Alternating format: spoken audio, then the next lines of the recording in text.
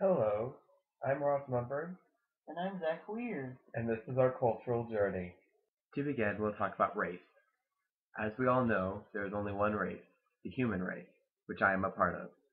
But to be more specific, I am Caucasian, or better known as white.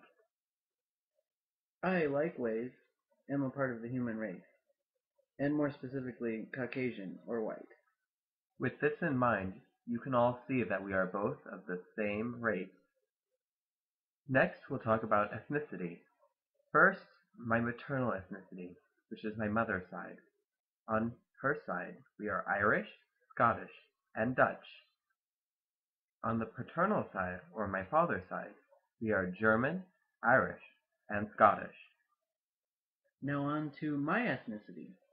On my maternal side, or mother's side, we're primarily German, from the Helfrich part of my family. The other primary part is the Dvorak side, which is from Czechoslovakia, now the Czech Republic. There's also a little Polish thrown in. Ethnicity from my paternal side, or father's side, originated in Scotland with the Weir part of the family. Other parts of Europe that lie in my family are Switzerland and Germany. As you can see from the previous couple of slides, me and Ross both share that our families are mostly from European roots, specifically German and Scottish. Now to move on to our religious heritage. On my maternal and paternal side of the family, I am considered a Methodist, which I have been confirmed and baptized as such. However, since I am allowed to choose my own religious faith, I would label myself as more agnostic than Methodist. However, my religious heritage would point as such, since both sides of the family are Methodist. My religious heritage falls under two categories. My mother's side is primarily Roman Catholic, and my father's side is primarily Methodist. As you can see from the previous slides, Ross and I both share a Methodist background. Now we will move on to life cultural experiences. Now focusing on mine, I grew up in a small town of Elmwood, which I consider a huge factor of my cultural life and experience. Growing up in a small town, I had a very close-knit community where everyone seemed to be involved in each other's lives. Now, even though everyone was involved, it was quite a slower pace, for no one seemed to always be in a hurry, and everyone worked in their own time frame. Since it was a small town, there was a high importance of education, because everyone knew each other and they could see that a bright future through education was necessary. As mentioned earlier, everyone was highly involved in each other's lives, which leaves little privacy.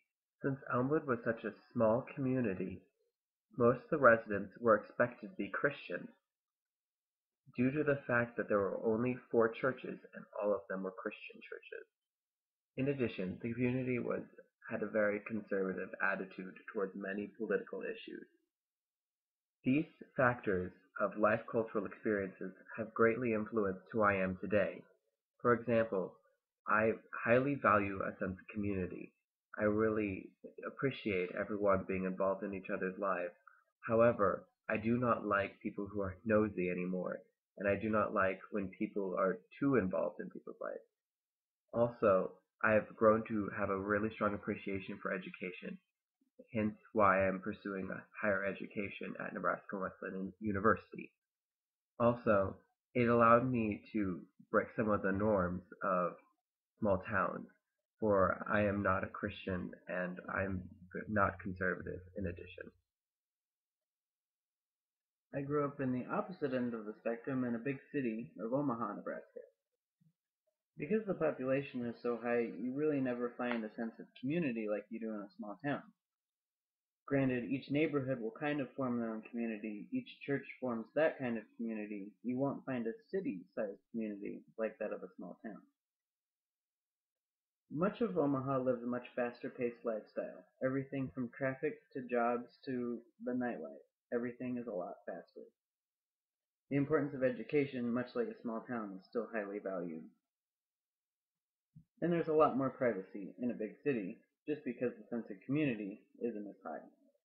Religion almost becomes optional, and there's a lot more choices to choose from, including everything from Islam, Judaism, Christianity, and anything else you can think of. In addition, the city of Omaha has tended to be more of a liberal city, although there are conservative pockets. Growing up in a big city has had a great influence on how I live my life. I still value a sense of community, although I grew up in a place where there isn't much community, but I do value a very fast-paced lifestyle. I also think education is very important. Unlike the big city, I tend to be kind of conservative, and I value religion. In addition to my small town community, there have been other life cultural experiences that have influenced me. For example, I have been overseas several times, to Sweden, Estonia, and England, and from those experiences I have learned first-hand appreciation for other cultural lifestyles. For example, I spent my time in London, England, and they have a much faster-paced city lifestyle, and everything is meant for convenience, such as the tube system and all the bridges and transportation. And from that experience specifically, I have grown to appreciate that kind of lifestyle, which goes against my typical small town heritage. Generally, from my overseas experiences, I have learned that I have loved to travel, whether by plane or by boat, and I learned to be adaptable as well as be confident in my abilities, for those are essential when experiencing things for the first time. In addition to my upbringing in a big city, I have also had the experience of going overseas several times. I visited England and France my senior year of high school, and I went back to France this past summer. Both trips have shown me that other cultures have a lot to be valued and a lot to be appreciated, although they are very different from our own. I have learned to appreciate other perceptions of how Americans act, and I've also learned to be very adaptable in new conditions. As you can see, Zach and I have both changed in a lot of ways from traveling overseas, specifically the United Kingdom and other places in Europe. As we both stated, we have both become very adaptable and have grown a greater appreciation for things not accustomed in America. Now we will move on to cultural and learning needs in the educational system today. Specifically in terms of cultural and ethnicity needs, here is one piece of information for ESL learners. Students who are learning English as a second language, ESL, may attend special classes for ELL. Some schools use a pull-out system in which part of the student's day is spent in special bilingual classes or individualized tutoring sessions and part in the general educational classroom.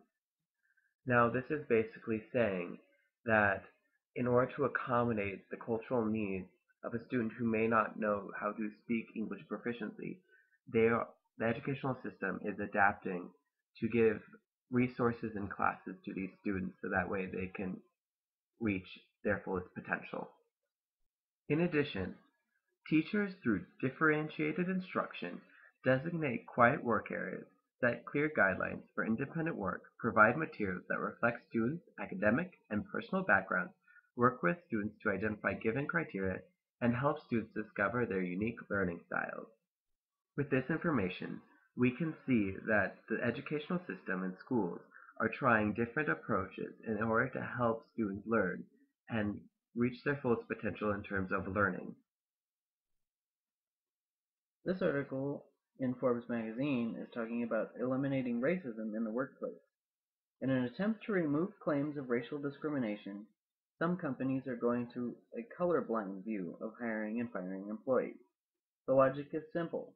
If we don't even notice race, then we can't act in a racist manner. However, it's not as simple to ignore race as most would expect. Case studies have shown that ignoring race is an ineffective strategy that in many ways only serves to perpetuate bias. Furthermore, some are even using workplace colorblindness as an argument against affirmative action. It is good to see that companies are at least attempting to eliminate racism and other forms of discrimination. But this is to say that not all attempts are positive attempts. Our third article, which was found in PBS NewsHour Extra, describes how ethnicity needs are not being met in Arizonan schools. In May, Governor Jan Brewer signed a law banning the state school from teaching ethnic studies classes defined as history, anthropology, and literature courses designed to teach the stories, histories, struggles, and triumphs of people of color through their own unique perspective. State Superintendent of Public Instruction Tom Horn, who wrote part of the law, said the ethnic studies classes were dividing kids up by race and teaching students that the entire governmental system is solely the product of the white power structure. Supporters of the law believe it will ensure the safety and security of Arizonans, but opponents of the bill believe it promotes and legalizes racial profiling.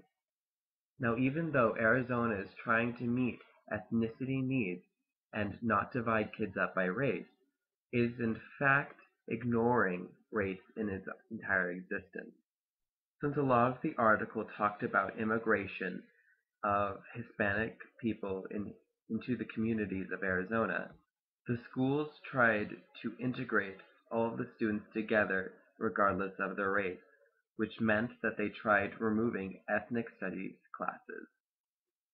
As mentioned earlier, this argument and this issue can be seen from two different sides. It can be seen as both a positive and a negative. Here are our three APA sources for the final section, which was about the cultural and learning needs of students and of people in the workplace and schools. And in case you're interested in any of the images on any of the pages that you saw, feel free to zoom in on any of the websites you see here and check them out.